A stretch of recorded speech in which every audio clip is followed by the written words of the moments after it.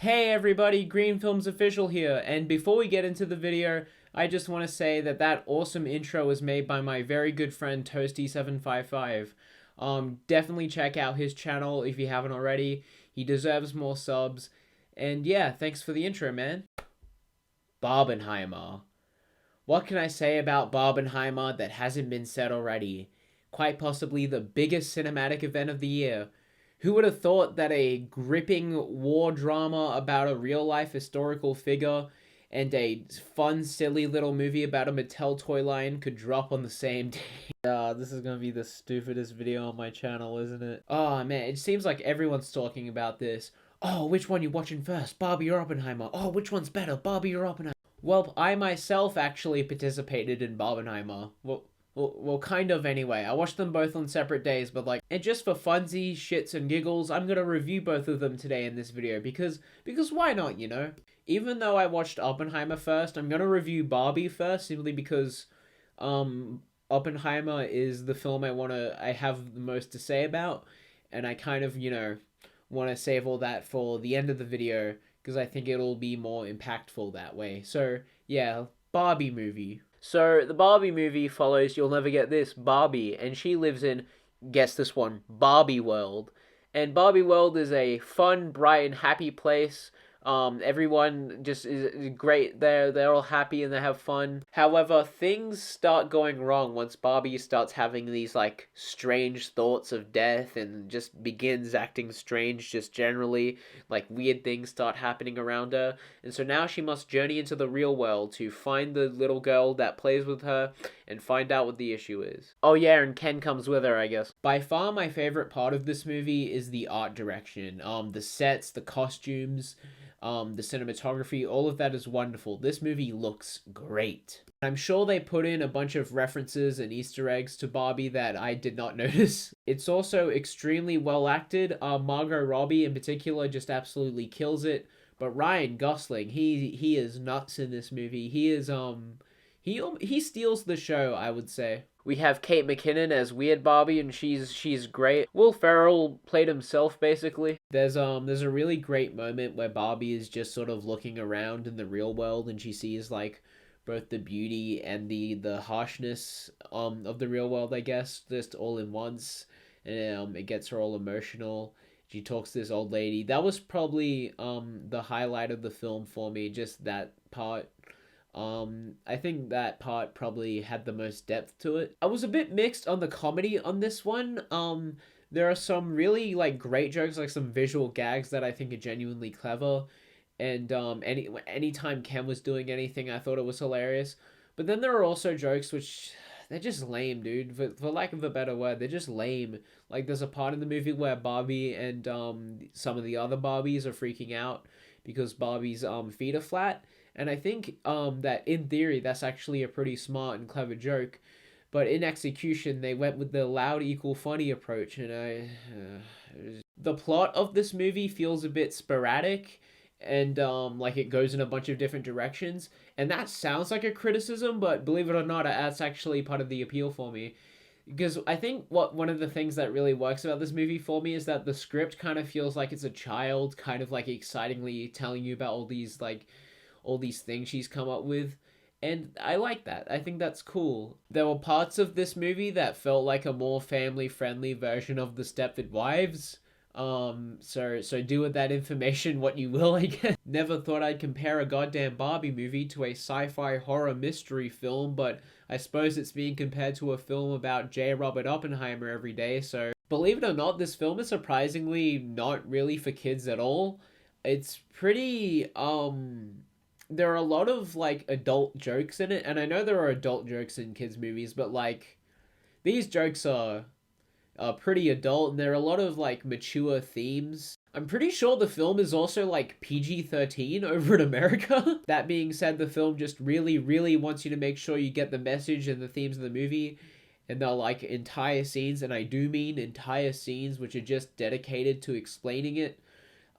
Which I feel mixed on, because I feel like on one hand there are probably going to be a lot of young girls like like really young girls who are going to be seeing it, and they might not get the message otherwise, because they're little kids. But on the other hand, like I just said 2 seconds ago, it's not really a kids movie, is it? So it's just kind of this in this weird like limbo zone, this argument. I mean, there were a bunch of little girls in my cinema, so the more mature elements in this film definitely didn't stop younger kids from going to see it. An element of this film that I found interesting, and one aspect of it that pleasantly surprised me, is that even though it's an IP movie and even though it's sponsored by Mattel, there's actually kind of like a sort of mocking of the Barbie brand at points in this movie, or at the very least like seething criticisms, and I find that interesting that they were allowed to get away with that. There's literally a part in this movie where the Mattel CEO is like,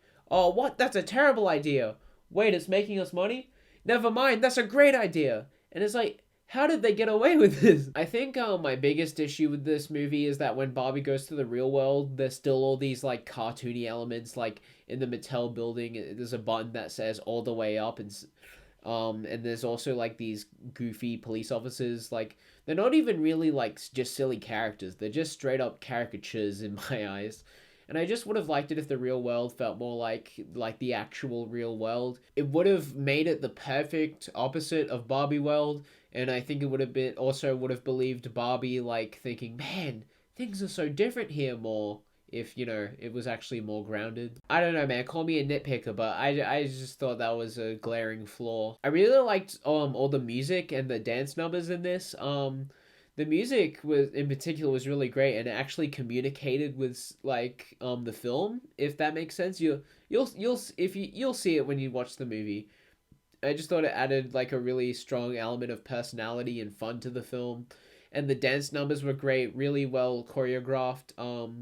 I'm not one for dance numbers really, but I think if you are someone who's into dance numbers, you'll really appreciate the dance numbers in this movie. So yeah, that's the Barbie movie. It is by no means one of the greatest movies ever made, but it is a great time at the cinema. It's a lot of fun, and it's probably as good as a movie about Barbie could possibly be. So, it also has Alan in it. All my homies love Alan. Anyways, now that we've talked about the dark and depressing movie, let's get into the fun and lighthearted movie. Haha.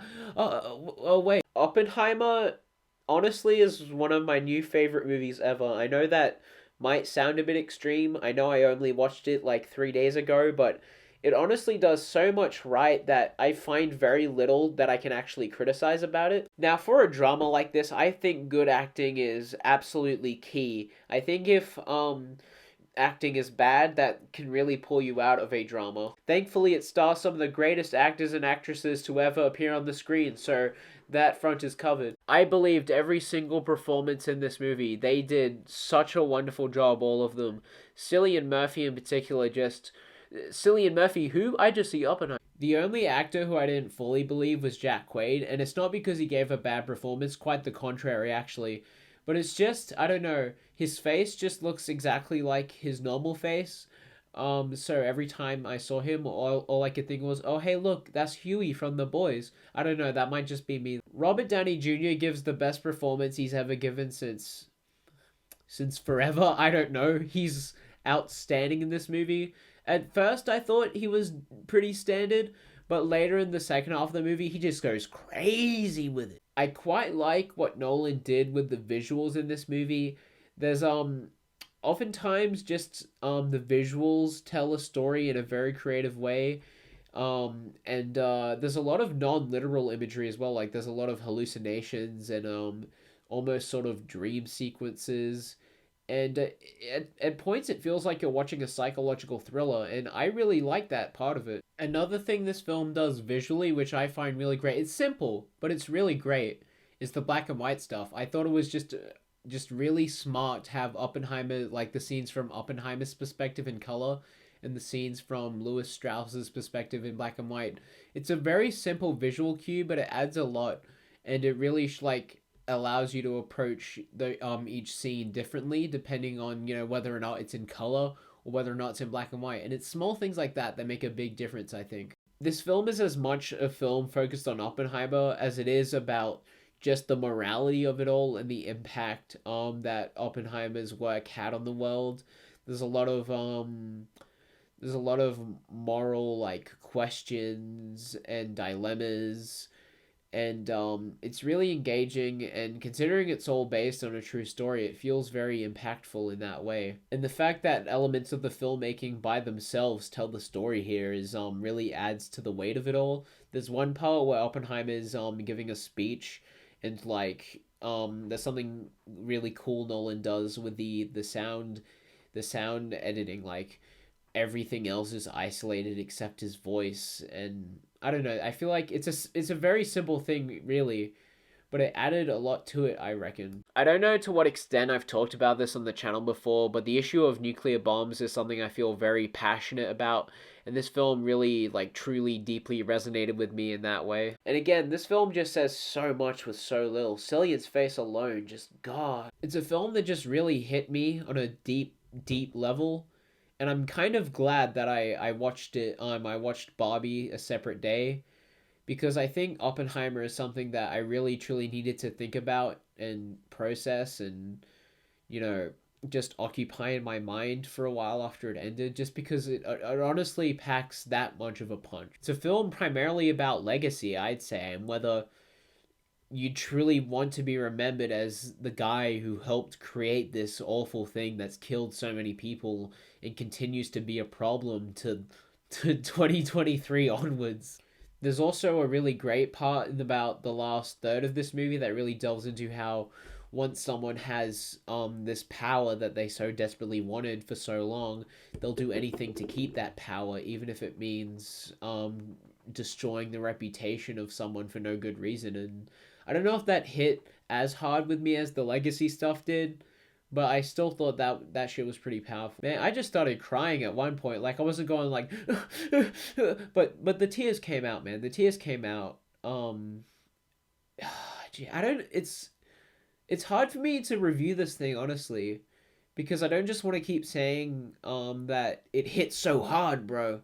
But it did hit hard, bro. I guess if I have any issues with this movie, it's that I guess the sound mixing could be a little better at points. But that's just like with a lot of Nolan movies, you know? It's not unique to this film. There's a great lingering sadness that like just you feel throughout the entire movie, and it's so fitting for what the movie's about and its message. The ending was, oh god, I'm gonna cry again. That wasn't the part that made me cry when I first saw the movie, but the more I think about the way this movie ends, the more haunting it is. Let's just put it like that right now, for the sake of avoiding spoilers. I'm kind of biased when it comes to this movie, honestly, because again, I'm passionate about the issue, and Christopher Nolan is straight up one of my favorite directors ever.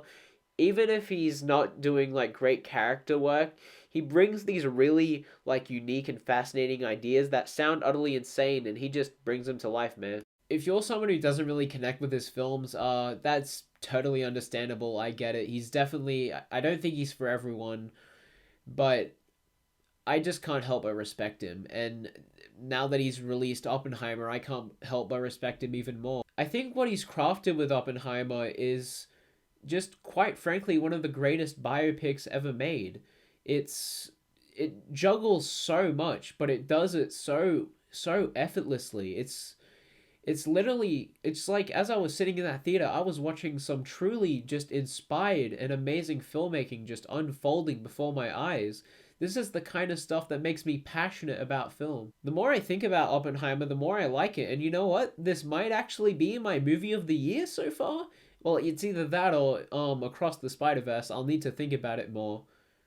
But it does so much right. It's such a great look into who Oppenheimer was as a person, but it's also more just about like, I wouldn't say more about it. It's equally about just the impact and the legacy he's had, and how the issue of nuclear bombs has never gone away and could potentially destroy the world. And it's horrifying, but it's also necessary. I don't know, it's hard for me to put how I feel about this movie into words, because I truly think it's just that powerful. But just trust me, this movie, it does what it needs to do, and it does so extremely well. It really packs a punch. It hits hard, man. It's emotionally draining. Um there's very little I find to dislike about it. I just think it's a really great film. I think it's amazing. I think it's a masterpiece. I think it's up there with some of Nolan's greats. I think it's one of his top three films for sure. I don't know if I'd say it's better than The Dark Knight simply because that film means so much to me, but it's a close second. It's a close second for sure. I think it's one of Nolan's best. I think it's just one of the best films of the year period, maybe the best film of the year. It really hit me and resonated with me on a deeply emotional level. It really understands the power of effective imagery and great sound design, and it uses them to wonderful effect. I just think Oppenheimer is outrageously good in almost every way, and I think I'm gonna have to leave it at that because if I keep going, I'm just gonna start repeating myself. Freaking Oppenheimer is great. Watch it. Well, that was the Barbenheimer Experience, and to be honest, reviewing both of these movies in one video felt incredibly weird. This is I haven't felt quite like this while making a video before, let's just put it like that. But I still had fun making it, because I got to talk about two really great movies, and if you had fun watching it, please leave a like on this video and subscribe if you haven't already. That would be greatly appreciated. I also have a bigger video about one of my favorite directors coming out soon, so look forward to that. I don't know when it's going to be out, but it's coming, don't worry. In the meantime, I have a Letterboxd you can check out. Link for that is in the description. Also check out my friend Toasty755. He makes really good videos, and he also made that really cool intro at the start. And you know, it would warm my heart to see you guys support one of my friends. So yeah, anyways, that was the video. I hope you enjoyed, and I'll see you all next time. Bye.